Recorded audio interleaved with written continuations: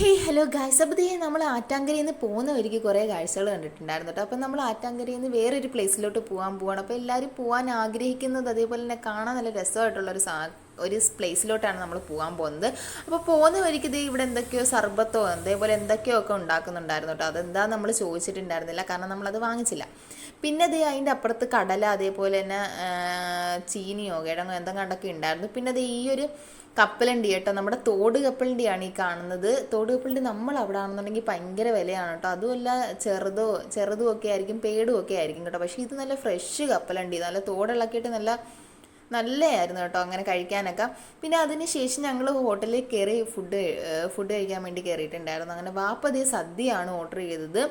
അപ്പം ചോറും അതേപോലെ തന്നെ പപ്പടവും ഒരുപാട് വെറൈറ്റി കറികളൊക്കെ ഉണ്ടായിരുന്നു. പിന്നെ ബിരിയാണിയാണ് ഓർഡർ ചെയ്തത്. ബിരിയാണിയും മസാലക്കൂട്ട് ഞാൻ ഒന്ന് കഴിച്ചു നോക്കിയപ്പോഴത്തേക്ക് എനിക്ക് വലുതായിട്ട് അങ്ങോട്ട് ഇഷ്ടപ്പെട്ടില്ല.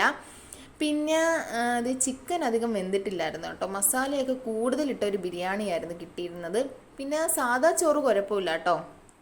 സാമ്പാറൊക്കെ കൂട്ടിയിട്ട് അത്യാവശ്യം കുഴപ്പമില്ലാത്ത ചോറാണ്. നമ്മൾ തമിഴ്നാട്ടിലെ ചോറൊക്കെ ഈ മാതിരി നമ്മളവിടുത്തെ അത്രയും ഒരിത് വരത്തില്ല. അങ്ങനെ മുട്ടയൊക്കെ ആയിട്ടുള്ളായിരുന്നു. പിന്നെ ഇവിടുത്തെ ഫ്രൈഡ് റൈസ് കൊള്ളാം കേട്ടോ. നല്ല ടേസ്റ്റി ആയിട്ടുള്ളൊരു ഫ്രൈഡ് റൈസ് ആയിരുന്നു. ഞാൻ ഫ്രൈഡ് റൈസ് ആണ് കേട്ടോ കഴിച്ചത്, ചിക്കൻ ഫ്രൈഡ് റൈസ്.